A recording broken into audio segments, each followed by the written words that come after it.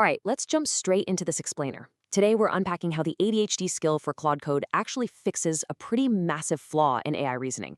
We're going to look closely at an architectural fix designed specifically for the Claude Agent SDK, one that tackles a really common and honestly super frustrating bottleneck in generative AI.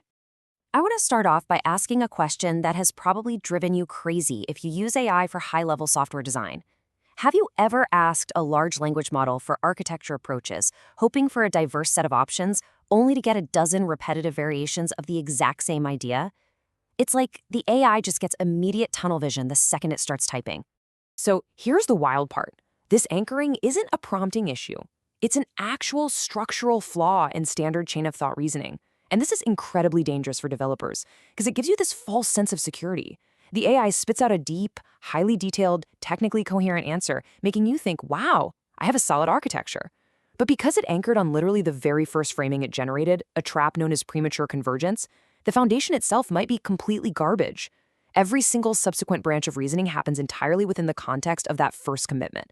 So if that initial framing was narrow or just plain bad, you aren't getting independent perspectives. You're just getting a deeper dive into a broken premise. Here's how we're going to break this down today. First, the premature convergence problem. Second, we'll introduce the ADHD skill. Third, the two-phase architecture loop. Fourth, a real-world API example. And finally, we'll look at some independent critiques. Let's kick things off with Section 1, the premature convergence problem, anchoring and fixation. You know, standard tree of thought reasoning, right? It tries to solve this anchoring by mathematically widening the search space.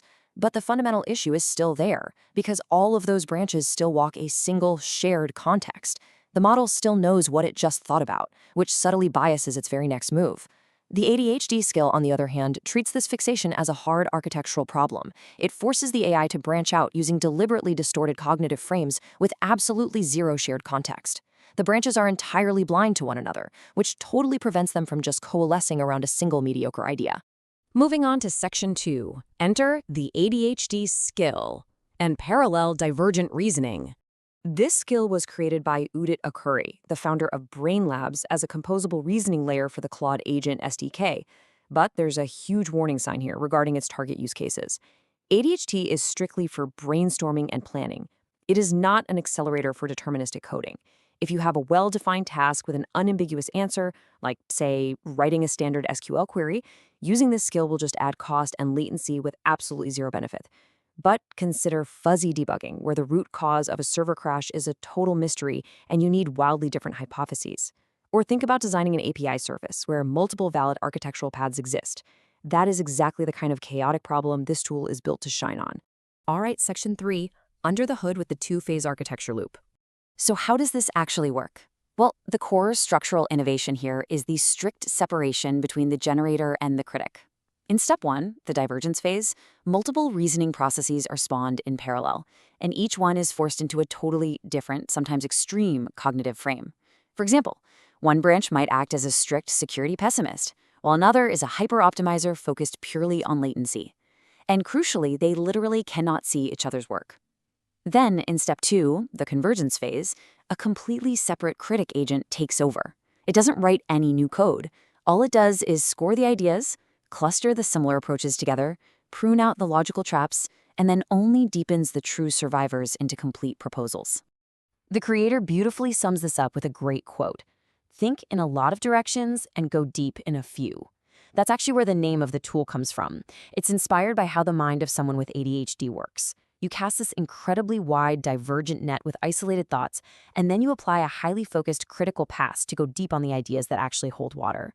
For a developer, this mental model is a total game changer. Instead of spending 3 hours coding down a rabbit hole based on an AI's very first guess, you invest computing power up front to evaluate 5 different directions, letting you confidently execute on the single best path. Let's ground this in Section 4, a real-world example looking at the CLI retry strategy. Picture this. You're asking an AI to design a timeout strategy for a command line interface that occasionally hangs for 90 seconds while calling an LLM. A baseline AI immediately anchors on a textbook hybrid strategy, like a 15-second first token timeout with an auto retry. Sure, it's sensible, but it completely ignores human behavior. It completely misses the sheer frustration of a hanging terminal. ADHD, by spawning 6 isolated frames, generates over 30 ideas and surfaces non-obvious brilliance, like a literal rage quit button.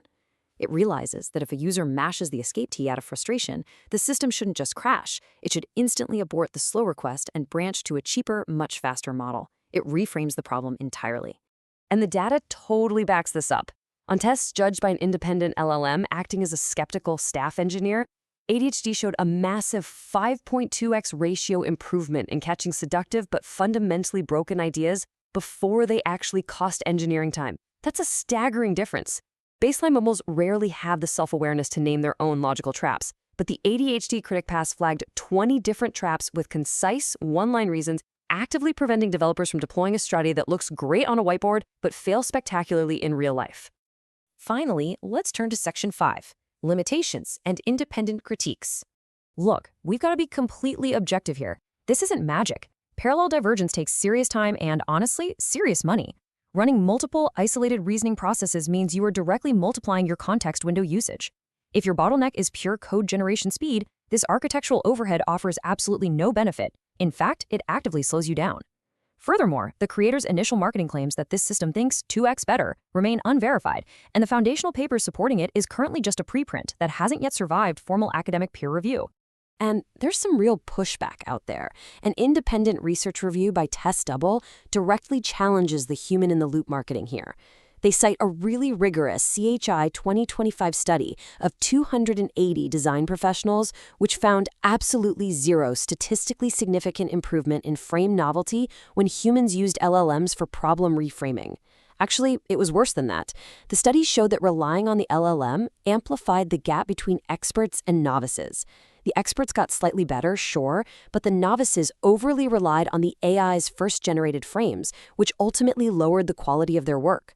This strongly suggests we need to be deeply cautious about leaning too hard on these curated cognitive frames in human collaborative design. So we're left with this really fascinating tension between an ambitious creator launching a viral tool and the rigorous scientific community demanding proof. On one hand, open source projects are moving incredibly fast.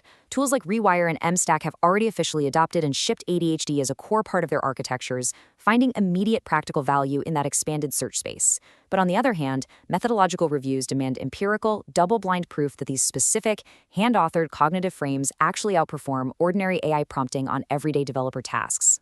Which brings us to a pretty provocative question to wrap up this explainer. The next time you ask an AI to brainstorm your architecture, does forcing it to artificially isolate its thoughts genuinely uncover hidden, brilliant trade-offs? Or, as the academic research warns, does leaning heavily on these tools trick us into thinking we're reframing a problem when we might actually just be limiting our own human expertise? It's a critical question we all have to ask ourselves as we keep building and relying on these incredible tools.